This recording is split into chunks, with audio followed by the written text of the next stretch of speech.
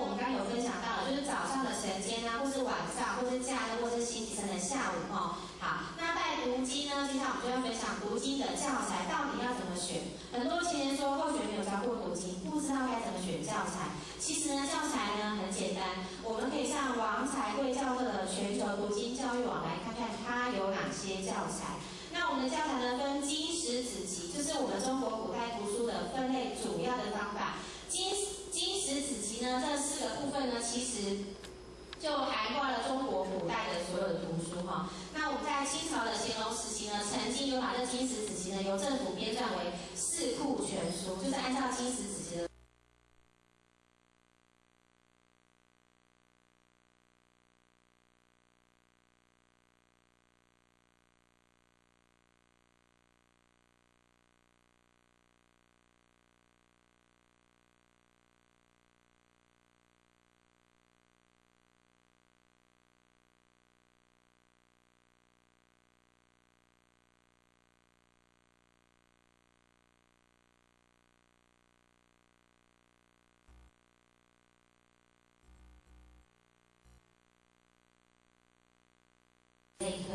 所以呢，我们不是只有教过、读过就好了，还要把前面的拿来复习，再复习。昨天我们这样说，经读了100遍会怎么样呢？经义自现，其义自现。是哈，是。所以呢，我们就是温故知新，要读新的，也要读旧的。所以我们在读经的教材安排一定要注意，每次的读经课程都要花个10分钟左右来复习旧的。然后呢，新的呢就花一点时间。那我们在读经班的课程教授时间会怎么样分配？我们大概都会有5到10分钟的复习跟记新的时间。然后呢，如果说我们有3种语文的话，我们每个语文就会排20分钟，中文一定要排最多30分钟左右哈。好，后学的时间要到了。所以呢，经史子集不能再讲了，我们再往下。这个读经的教材呢很重要，因为有些版本呢，它其实内容会删减，所以我们一定要确定说内容都是正常的。那其实我们刚刚提到说，音乐读经其实可以陶冶孩子的性情，也可以经由音乐读经跟孩子分享心情的故事。在读经班里面，后学觉得有一个很重要的东西，如果我们只是教孩子读经，而没有给他任何的品格教育，那么这些孩子他读了7年以上之后，他会很容易变得傲慢无礼，因为他很聪明、很厉害，所以他就开始会目中无人。所以在读经班里面一定要搭配一些品格教育。这个品格教育要从哪里来？各大图书我们都可以去找。情绪，譬如说生气该如何处理，愤怒该如何处理，伤心该如何处理，难过该如何处理，跟同学吵架该如何处理，然后分享啊，如何与同学分享啊，什么叫爱啊，什么什么，这些都是我们情绪上的，都可以把它延伸成为我们品格教育的内容啊。譬如说今天我跟你是好朋友，然后呢，因为我跟你吵架，然后我看你跌倒，我理也不理你，我就走了。各位亲爱的学姐，这样我有同修爱吗？一点都没有，他就已经跌倒受伤了，你还要跟他生气，那这个就是什么？品格教育。从这些故事图书里面，我们就可以延伸出品格教育的内容，然后在班级呢跟小朋友也可以演话剧哦，而且也可以做心情分享，让孩子知道这些事情我们应该要如何安顿自己的心，该如何处理这些情绪哈。那我们的美术读经呢，其实可以搭配一些国家时事，比如说有些时候政治的不是政治哈，新闻报道会讲到什么国家什么什么什么的，我们就可以带进这个国家的美术家。好，带进这个国家的美术家，然后就可以延伸到这位美术家的作品啊什么的，这都是美术读经可以跟日常生活做一个结合的部分。语文读经有一个很重要的，后学觉得这个真的很棒，就是我们很多国家都有当地的民歌童谣这个民歌童谣我们都可以去选购，或者是去上网做一个免费的下载。因为民歌跟童谣，它的曲调每一个国家都会有几首歌是相同的。都会有几首是相同的，譬如说我们小时候有没有唱过一首歌叫做《绿油精》？好，后面数1、2、3，你唱哦，1、2、3。绿油精，绿油精，哈哈哈哈，绿油精，绿油精。Excellent， OK， 好棒，好，所以各位亲爱学姐，请问《绿油精》我们已经10年以上没有唱过的，请举手。不要害怕，举手，真的。的？好，手请放下。但是刚刚举手的那些贤有唱出来的，再举一次手。好，手请放下。这个是什么功效？儿童读经的功效。一件事情做了21次，会成为习惯。一本书看了21次，会成为我们的潜意识。当我们遇到事情，就会用出来。好，接下来同学要唱。请问有看过小甜甜的姐姐，请举手。开头第一首第一句话，第一首歌词是有一个女孩叫甜甜。好，停。各位学员，请问这15年以来有看过小甜甜的，请举手。没有。有哈。但是大家都会唱，对不对？这是什么功效？儿童读经的功效。我们在孩子小的时候，让他读的次数。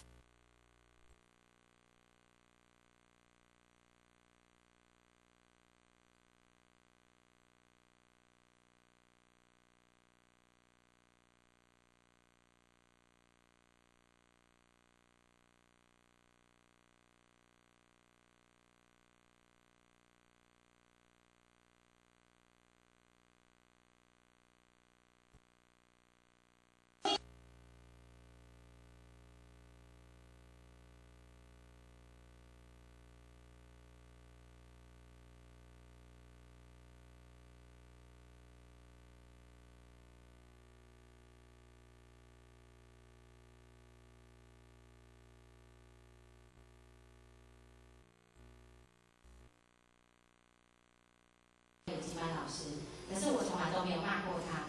他有一天问我说：“杨老师，你为什么从来都不骂我呢？”我说：“因为我相信你做事情有你的理由啊。”他就没有再说话了，就回去了。从下个礼拜开始啊，他就说：“老师，我觉得我们应该要选风纪股长。”然后我说：“哦，好，那我们在顺便选个班长好了。”他说：“哦，好。”然后我们就表决了，然后表决到风纪股长说：“老师，我要当风纪股长。”哦，同学都不想让他当啊，因为他那么坏，又会骂脏话，会打人，谁想给他当？但是他坚持他要当风纪股长。从那天开始，他上课没有离开过座位，也没有打过架，也没有骂过脏话。每次他很想打人，就说：“老师，我很想打人，我很生气，但是我想到你每次都没有打我，所以我决定我不要打他们。那我忍一下好了。”然后下课时就说：“哦，终于下课了，不用再忍了。”然后他大学毕业之后，现在交女朋友78年次的。他大学毕业之后来花莲找候选，他知道候选在花莲开嘛，就来了。然后看到候选在提重，他说：“先生有事，弟子服其劳。”就马上把候选的行李呀、什么都接过去，提到候选的房间放着，说：“老师，我帮你行李放好了，还有没有东西要提的？”候选帮他提吗？没有。这是什么的功效？读经。他为什么这么优秀？因为他有读经。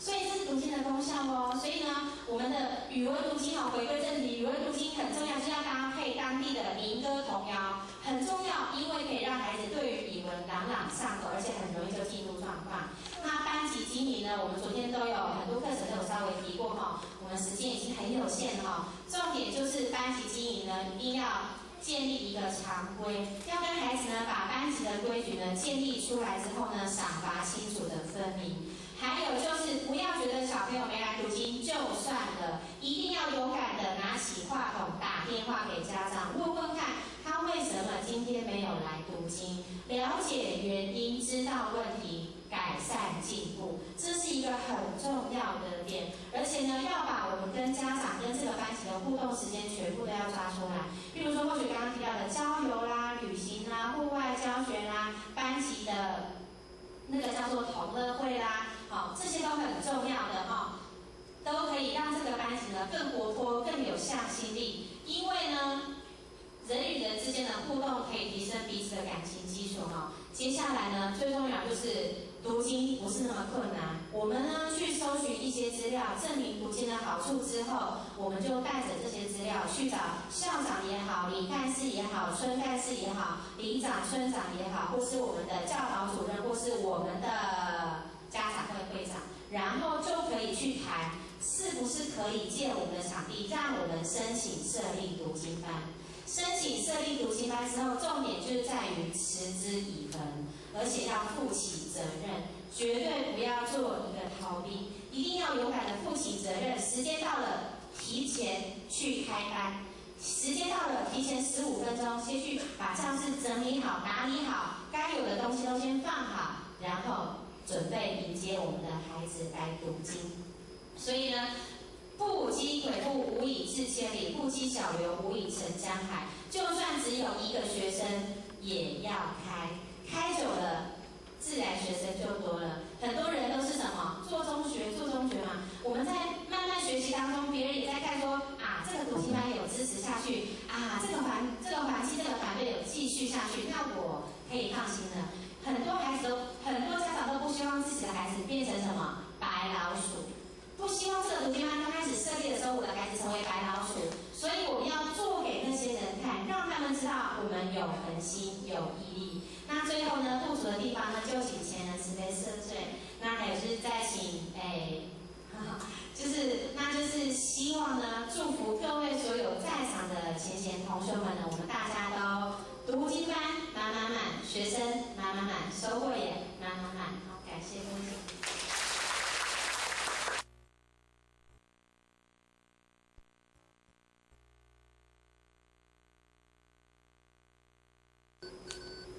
感谢杨女儿是慈悲前道公、坤道公，我们再一次热烈掌声谢谢杨老师。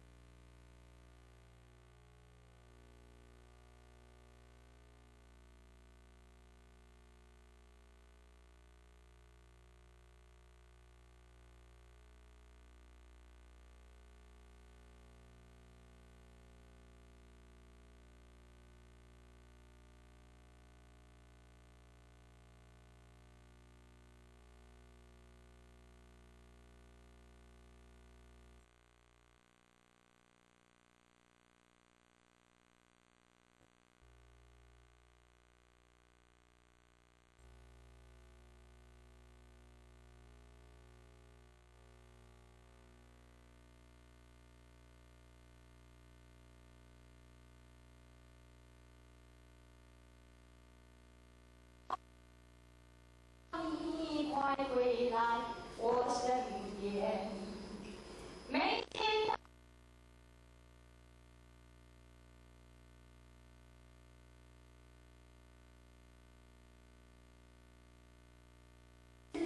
我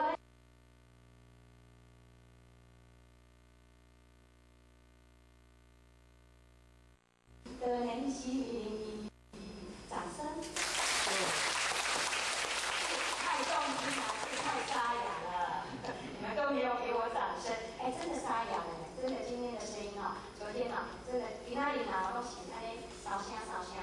所以呢，在一个活动里面，或许非常重视的，其实一直过程里面，或许在团康。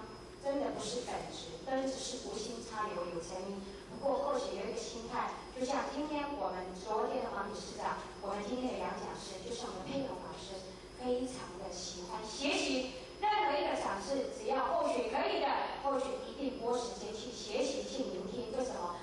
刚刚我们的杨讲师有讲到，温故而知新，书本念过之后还要再重复念。为什么孟子那么难念？因为我们平常很少在念。为什么三字经、弟子规那么容易上口？不是因为它3个字。请问我们家中的孩子能把三字经倒背如流的？说实在的，还没几个呢。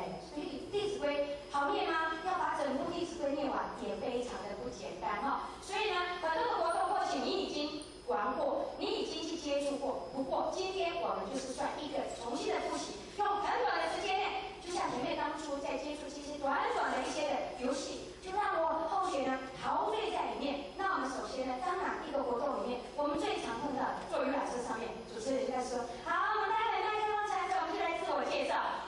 一直就坐在那游览车比如说从台南出发，一直往台中的路上，本来呢路上的风景都非常的美丽，就因为要自我介绍，就开始一直头痛，有没有这样？有，所以很简单嘛。像后学我们待会要玩的游戏，真的就是自我介绍，怎么真？好痛苦，很简单，不用让你说的很多。来，第一个说你自己的名字，我是吴甜妹，来自花莲，认识你真好，几个字？很简单，我是吴甜妹，来自花莲，认识你真好。好，现在就这么简单，因为时间，我们要掌握时间，要让我们希望今天讲义的东西，我们都能分享出去，因为真的都很简单的东西。可是这很简单的东西，从后学高中毕业到现在从第1次到2水去学这个旁康去这个默契里面，一个老师带我团，当我同在一起我发现，即便20年过去了，后学还是很喜欢当我们同在一起，在一起，有没有像？就这么几招，到现在这一招，今天还要用到。来，很简单。现在我们每一组都有组员，对不对？这是上天最好的安排，因为后学本来座位不是这样安排的。那么很简单，第一个游戏叫串名字，怎么串？你就告诉我来，请你坐正，我们都要坐正的，来，你就是坐正，面对面，桌面对面。那我们来讲第一位伙伴，最轻松，待会玩到最后第10位伙伴，你就知道了。第一位伙伴告诉这个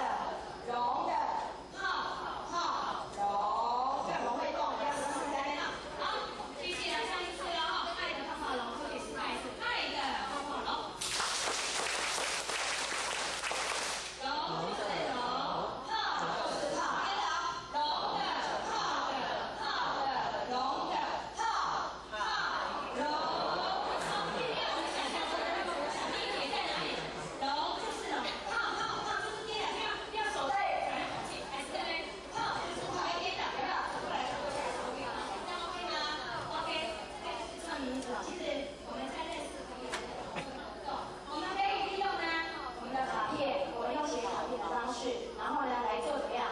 扣写墙上面有写，我们就写我是五姐妹。第二张卡片写什么？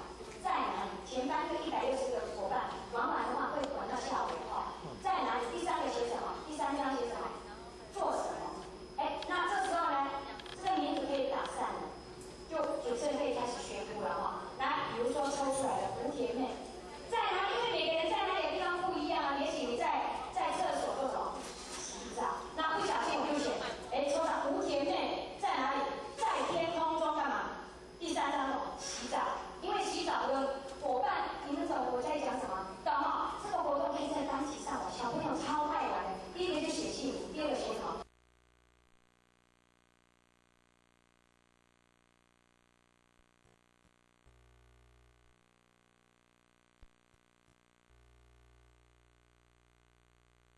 可能在那边打水战也不一定。那这个在哪里的时候，你可以把牌子整个洗牌过，然后做什么也可以洗牌，然后再抽出来的时候就会非常的好玩，那整班的那个气氛呢就融合在一起。